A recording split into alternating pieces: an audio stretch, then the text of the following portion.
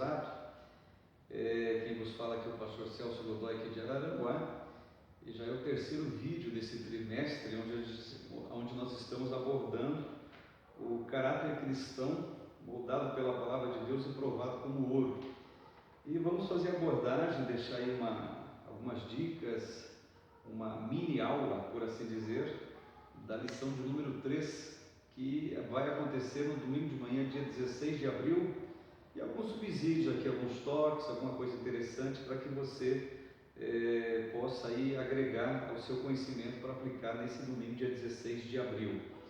Lembrando, o nosso canal está no YouTube, aí você pode curtir, dar teu like lá, divulgue, propague, inscreva-se principalmente para que a gente possa divulgar maciçamente a doçura da Palavra de Deus, em especial esse trabalho aqui da Escola Dominical de Araranguá, que tem a coordenação do pastor Jair, tem a supervisão também do diácono irmão Ismael, e está uma benção, está uma maravilha, toda a equipe que está envolvida nesta área. Eu não sei o nome de todos ainda, e eu estou aqui tendo o privilégio e a honra de falar alguma coisa. Pois bem, o texto áureo dessa lição está na carta anônima aos Hebreus, capítulo 7, verso 17, porque dele assim se testifica: tu és sacerdote eternamente segundo a ordem de Melquisedeque. E o tema da lição é Melquisedeque, o rei da justiça. Lembrando que na primeira lição a gente deu um panorama geral, de maneira laconizada, é claro, acerca do caráter, a formação do caráter cristão, o que é caráter, etimologicamente falando, e vamos aplicando aos personagens, aos caracteres da Bíblia. Semana passada a gente falou alguma coisa sobre Abel, e nesse dia 16 você vai usar alguma coisa sobre esse personagem maravilhoso que é o Melquisedeque. A verdade prática diz: o sacerdócio de Cristo é superior a todos os sacerdócios, pois ele é um sumo sacerdote perfeito e eterno. Parando nesse ponto, alguém pode questionar por que o sacerdócio de Cristo é perfeito em comparação aos demais sacerdócios, em especial de Arão, da tribo de Levi. É que os sacerdotes, quando iam sacrificar pela nação, eles primeiramente sacrificavam-se por si próprios, se sacrificavam por eles. Eles tinham que, por assim dizer, confessar os seus próprios pecados. Então o sacerdócio de Cristo é perfeito porque ele não teve que fazer, digamos assim, um sacrifício por ele, para que depois ele se sacrificasse pela humanidade toda. Na realidade, o sacrifício dele foi único, foi perfeito, foi insubstituível, não tem nada que você possa acrescentar aquilo que Cristo fez na cruz do Calvário, e também não tem nada que você pode tirar daquilo que Cristo fez na cruz do Calvário. E até Melquisedeque, que lá no Antigo Testamento ele aparece como um símbolo, uma tipologia de Cristo, ele, sendo um sacerdote, se fosse o caso, teria que se sacrificar por si próprio. Não é o caso de Jesus, que apresenta digamos aí, no altar chamado cruz, um sacrifício totalmente sem mancha, sem mácula, perfeito, eterno, bem diferente dos sacrifícios que eram entregues ali no livro do profeta Malaquias, que o culto ali era parcial, o culto ali era com ovelhas danificadas, machucadas, com pingência, e Jesus não, apresenta algo que é para todo sempre na cruz do Calvário. E essa lição ela tem alguns objetivos específicos. É bom que você, professor, esteja atento aos objetivos da lição, para que a sua aula seja bem maximizada, seja bem interessante e atrativa aos alunos. Guarde essa frase: a ovelha ela não se mantém no pasto por causa da cerca que a gente coloca, mas a ovelha se mantém no pasto por causa da qualidade da comida ou do pasto que a gente serve para elas. Isso é bom você levar, e eu também, para toda a vida. E os 3 objetivos da lição é explicar primeiramente quem era Melquisedeque, mostrar lições do caráter de Melquisedeque e refletir a respeito do sacerdócio de Melquisedeque. Pois bem, quem era esse Melquisedeque? Ora, ele era um personagem, digamos assim, bem misterioso na Bíblia. Ele basicamente aparece do nada, ele tem ali um contato com Abraão, e as pessoas até equivocadamente dizem que o Abraão primeiramente dizimou para que ele fosse abençoado. Na realidade não foi isso.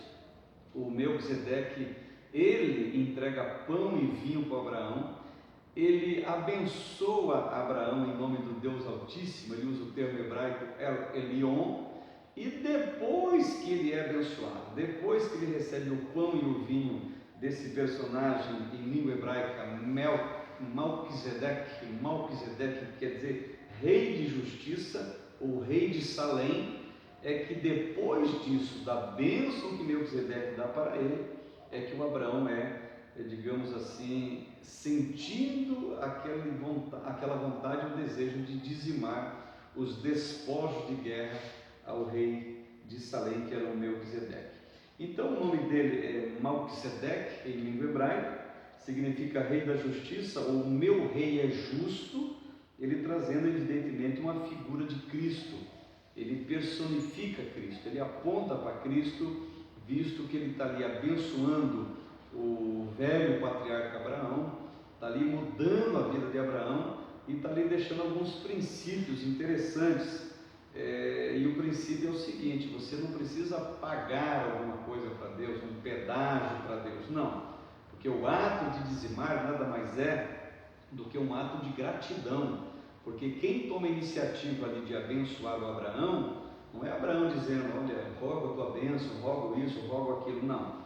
O Melquisedeque, de livre e espontânea vontade, ele dá para Abraão pão e vinho, ele abençoa Abraão em nome de El Elyon, ou seja, o Deus Altíssimo, e depois disso, Abraão, num ato de gratidão, e num ato interessante também, todas as vezes que se dizimava na antiga aliança, fora da lei até inclusive, é porque você considerava aquela pessoa superior a você, considerava aquela pessoa fonte das bênçãos que vieram sobre você, e foi o caso que Abraão fez, não fazendo ali nenhum mercantilismo, nenhuma troca com Deus. Então aí a gente vê caráter em Abraão e evidente caráter em Melquisedeque. E sobre essa personagem misteriosa que é Melquisedeque, Hebreus 7, verso 13 vai dissertar da seguinte maneira: sem pai, sem mãe, sem genealogia, ele não tendo princípio de dias, nem fim de vida, mas sendo feito semelhante ao Filho de Deus, permanece sacerdote para sempre. Não Melquisedeque, mas no caso Cristo, né? Então Melquisedeque, ele basicamente, gente, dadas as suas proporções, é claro, ele está ali mostrando o caráter de Cristo, o caráter abençoador de Deus, e essa figura que ele ali, digamos, intervém na vida de Abraão, é a figura de Cristo que quer intervir na nossa vida também, montando o nosso caráter, mudando a gente para melhor e assim por diante. E onde ele aparece na Bíblia? Olha, ele aparece lá no livro do Bereshit, aparece lá no Gênesis, e a história está bem exarada, bem interessante a história, grave ela, absorva ela, capítulo 14 do Gênesis, do versículo de número 1 até o versículo de número 13, você vai encontrar Melquisedeque. E tem algumas características de Melquisedeque que são interessantes você abordar, é claro, de maneira bem laconizada, porque o caso aqui não é geografia, o caso aqui é basicamente o caráter de Melquisedeque. Primeiro, ele tem algumas características bem interessantes para você abordar na aula. Ele era rei de Salém, ele era sacerdote do Deus Altíssimo. A palavra Deus Altíssimo, como já repeti, é El Elyon, que significa o Deus acima de tudo, o Deus acima de todos, o Deus grande, o Deus imedível, o Deus incomensurável, o Deus que você não consegue reter em coisa alguma, visto que ele é de fato um El Elyon, um Deus grandioso. E terceira característica dele, ele abençoa Abraão. Se ele abençoa Abraão, significa dizer que ele está ali representando o próprio Deus, uma tipologia de Cristo, o Deus que seja, ele tem digamos assim, a prerrogativa de deixar, de outorgar ou dar uma bereká. O que é bereká? Bereká é a palavra bênção, ou seja, algo surpreendente na vida do patriarca Abraão. Quarta característica de Melquisedeque: Abraão dá o dízimo para ele. E observe que esse preceito do dízimo ali, naquele momento, bem longe da lei, não era o caso ali, foi dado como um ato de gratidão por parte de Abraão e nunca por obrigação por parte de Abraão. Então, o Melquisedeque, gente, no ponto 2 da lição, lições do caráter de Melquisedeque, ele tinha o quê? Ele tinha um caráter justo, ele tinha um caráter pacífico.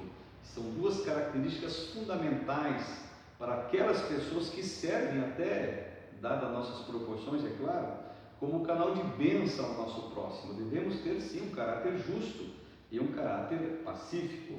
O ponto 3 da lição, já indo para quase o final dela, Melquisedeque, ele aponta para um novo sacerdócio, ele aponta para um sacerdócio eterno, ele aponta para um sacerdócio vitalício, que no caso é o sacerdócio de Cristo, que é exatamente o que Hebreus capítulo 7 está falando.